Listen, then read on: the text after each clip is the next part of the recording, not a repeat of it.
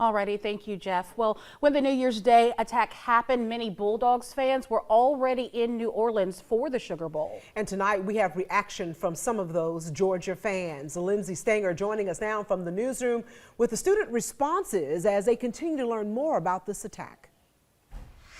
In this incident, New Orleans has really affected people here in Georgia, and that's because so many Bulldog fans were in New Orleans to watch that game between Notre Dame at the Sugar Bowl. Tonight, those fans and others are sharing their terrifying experiences from this New Year's Day.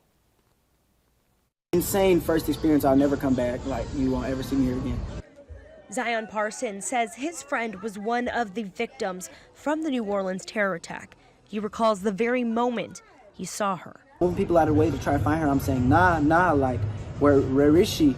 And I turned my head, and it's her in the street. And now, Georgia fans, once excited about the Sugar Bowl, are struck with the horrors of the hours before. But when somebody has evil in their heart and they're just intent on hurting somebody, you know. A trip of a lifetime for thousands of fans flooding New Orleans to ring in the new year and celebrate a Bulldog win, now devastated by the news of terrorism. You almost don't want to get excited about the game because of the feeling for others. Boyd Austin of Dallas, Georgia, says he was staying on a hotel on Bourbon Street when alarm bells started. It kept running repeatedly, and then they started coming down the hall. We could hear them knocking on doors and knew that there was something happening. Through the back door and onto the unfolding chaos that was the scene below, Boyd and others experienced. As they waited for answers, they relied on outsiders to feed them any information.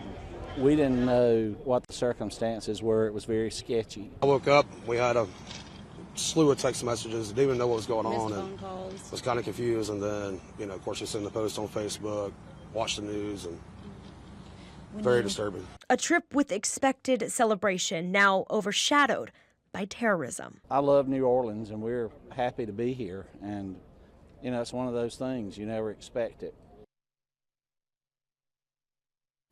The University of Georgia says that a student was critically injured in this attack and is receiving medical treatment. And UGA continues to hold the victims and their families in their thoughts and prayers. In the newsroom, Lindsay Stanger.